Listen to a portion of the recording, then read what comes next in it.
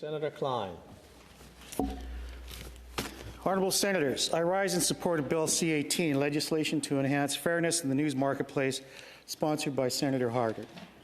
This bill is a necessary tool to level the playing field for Canadian publishers. For years, the publishing industry has been overrun without government intervention. Governments have stood by as an industry once comprised of local papers owned by local proprietors and committed to local stories was overtaken by conglomerates and tech giants. These giant companies shuttered community newspapers, consolidated larger papers, and established online platforms to become the dominant source of information. Big tech companies like Google and Facebook have overtaken our Canadian publishing industry and failed to pay our publishers anything close to fair value for the right to share their work. Journalism is a pillar of our democracy, and we must correct this situation. Bill C-18 is a promising start. The discussion on Bill C-18 is focused on Google, the world's most popular search engine, and Meta, the company that owns Facebook. Both platforms are used by millions of Canadians, and both offer tools that allow Canadians to connect with friends and family and to access information. They have become conduits between people and news, especially local news. Unfortunately, neither company has lived up to the responsibility inherent in this new rule, including protecting and promoting freedom of expression and dealing fairly with Canadian publishers in sharing their work. These tech giants have monetized the work that publishers produce for their own gain, collected data on its readership, and have taken steps to dominate the online advertising space. In reviewing this bill, I draw upon my experience as the former publisher and CEO of the two major daily newspapers in Saskatchewan. In this role, I saw firsthand what operating a newspaper looked like in the digital age. The business is simple.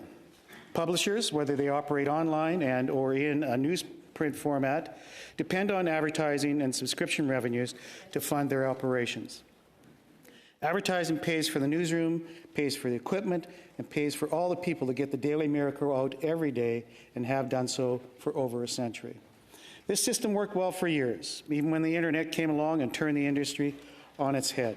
Today, however, circumstances have changed and it has become impossible for publishers to receive fair compensation for their work.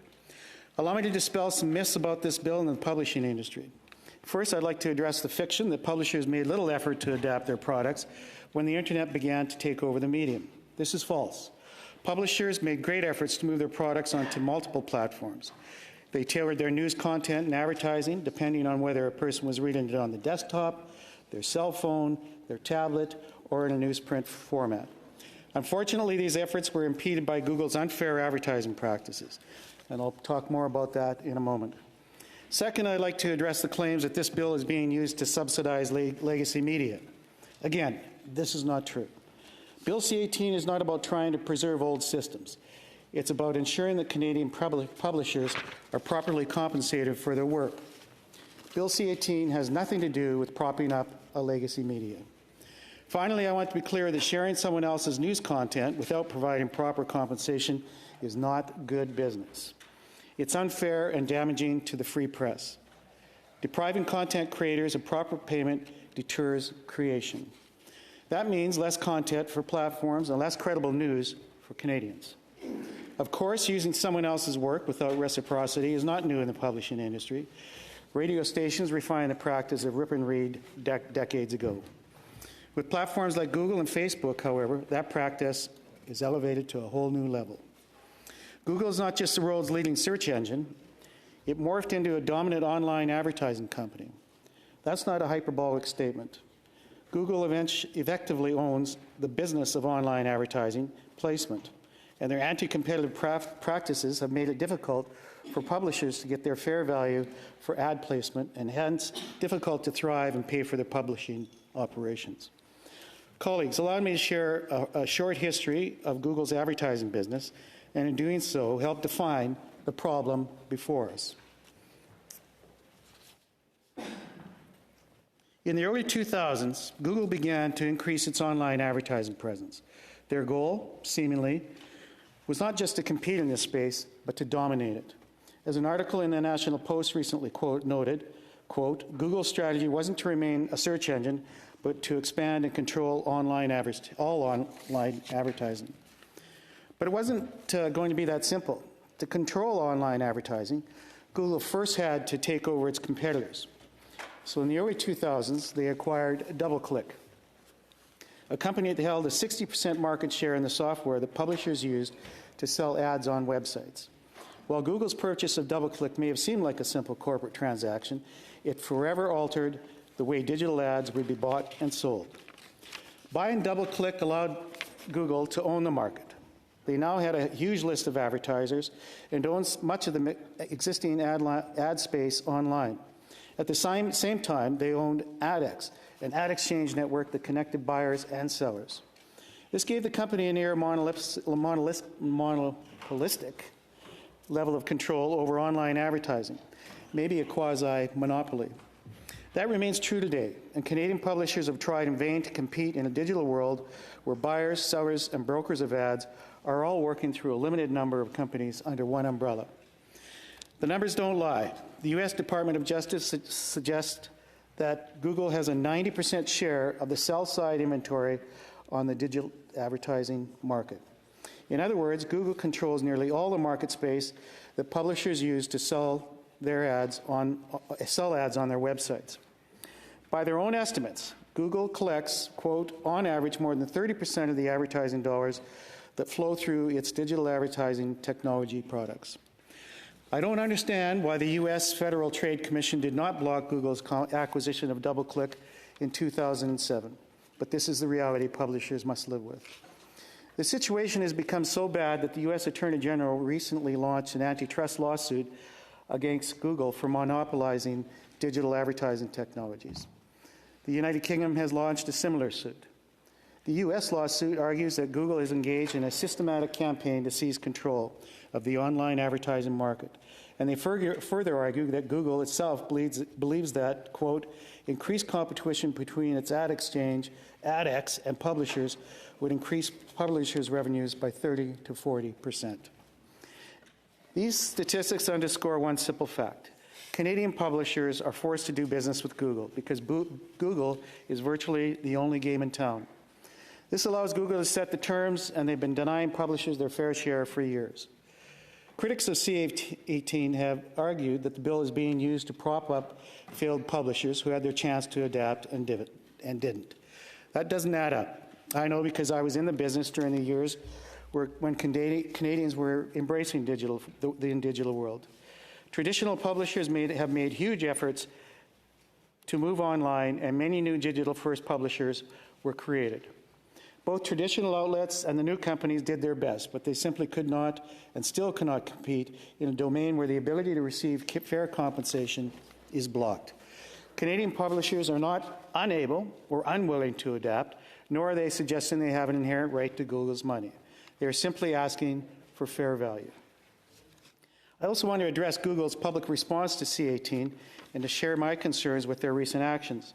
In February, Google made the decision to restrict some Canadian users from accessing news content on their search engine, with the explanation that this was being done as part of its test runs in response to the bill. As we learned from Google's testimony at the Heritage Committee in the House of Commons on March 10th, the tests were targeted at less than 4% of Canadians' users. That may seem like a small figure, but when we consider that Google has over 30 million Canadian users, that works out to over 1 million Canadians being restricted from accessing news content. Google has a right to make changes to its products, to run tests, and to modify its services. None of that is up for debate. The tests, none of that is up for debate, yes. Sorry. But when Google decides to block Canadians from seeing news stories from their local publishers, well, that amounts to intimidation in the public square. We have a responsibility to challenge this behavior. We've seen this type of aggression from both Google and Meta before. In December 2020, the Australian government introduced legislation that required Facebook and Google to pay local media outlets for the right to share their content. From the time when the legislation was introduced and until it was passed, both companies mounted significant efforts in Australia to resist the law. Google threatened to pull its search function tools from the country, and Facebook temporarily restricted Australian news and publications from being shared on their platform. Leaked internal messages from the company show that during this time, Facebook went so far as to block pages for local police services and government pages containing public health information. Google's recent actions seem to suggest that they're looking for a fight. And now, just like it did in Australia, Facebook is threatening to block news content in Canada should Bill C-18 pass. We already have an idea of how this will play out. Google ultimately backed down from their threat to pull their search engine from Australia, and Facebook restored the ability to share news articles in that country after a few days. I had hoped both companies might have learned from their past experiences and would emulate a more responsible approach here in Canada, but that doesn't seem to be the case. By threatening to block Canadians from local news even before the legislation has been voted on in the Senate, Google and Facebook have underscored the need for this bill. These companies have a tremendous amount of power over what Canadians see online. By choosing to restrict Canadians' access, they reminded those same Canadians of the value that local news provides to communities. They reminded them that access to local news and information that is enlightening, engaging, and entertaining is vital to them. And the private corporations discern to be messing with that, which provides not only information on current events, but in many ways, respite. I think these companies may come to find that declining audiences leads to declining ad revenues. In an update to their 2017 report, Shattered Mirror, the Public Policy Forum notes that every community in Canada remains keenly interested in its own local affairs.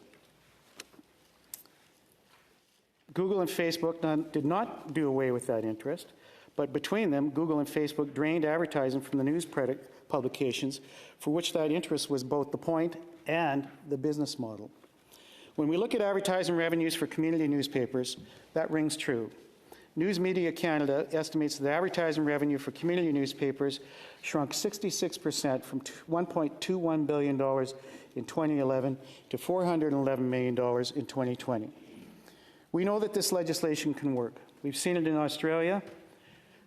Since their legislation was passed, Google and Facebook have signed deals with publishers worth $200 million in Australian dollars annually. Canada needs Bill C-18 so our publishers can continue to do what they do best, hold powerful voices to account, which for all intents and purposes serves as a pillar of democracy. Colleagues, credible journalism is the cornerstone of our democracy. I support Bill C-18 because it supports investigative journalism's role in our democratic society. Journalism plays an important role in holding those in power accountable. It helps to foster a well-informed citizenry that can make informed decisions about the policies that affect their lives. In a complex and increasingly globalized society, it is more important than ever to be able to sort through the noise and find reliable sources of information. This means requiring tech giants like Google and Facebook to deal fairly with Canadian publishers and hence relevant investigative journalism reports. Parliament can make this happen. As a senator, I am duty-bound to support Bill C-18. I believe in fortifying this cornerstone of democracy, and that's why I established a scholarship fund for journalism at the University of Regina. Colleagues from all groups, I ask you to please help move this bill to committee quickly. Thank you, merci, and haike te tamahin.